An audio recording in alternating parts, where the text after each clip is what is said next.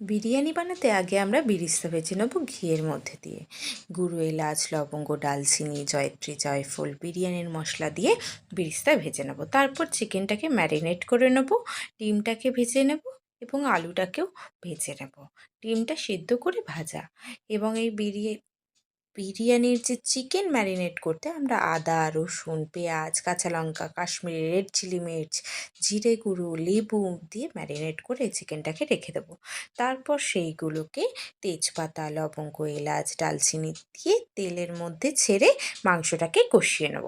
তারপর চালটাকে একটু জলের মধ্যে ভিজিয়ে রেখে কিছু ঘন্টা তারপর ওইটাকে আমরা কিন্তু সেদ্ধ করে নেব।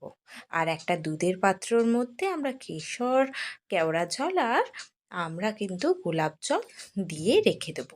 তারপরে ঘিটাকে হাঁড়ির মধ্যে লাগিয়ে তার মধ্যে ভাতটা অল্প দিয়ে তারপর আমরা ডিম, আলু, যে মাংস, বিরিস্তা এইগুলো দিয়ে তারপর ভাতের লেয়ার করে আবার ওরকম চিকেনের লেয়ার করে ওর মধ্যে মিঠা আতর দিয়ে আমরা ওইটাকে একদম বন্ধ করে কিন্তু বিরিয়ানিটাকে চাপিয়ে দেবো গ্যাসের ওপর।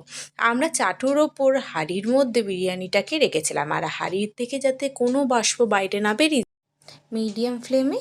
আর বিরিয়ানিটাতে কিন্তু দুধ কেশরটা দিতে ভুলবে না, তাতে ন্যাচারাল কালার আসে। আর স্যালাড দিয়ে বিরিয়ানিটা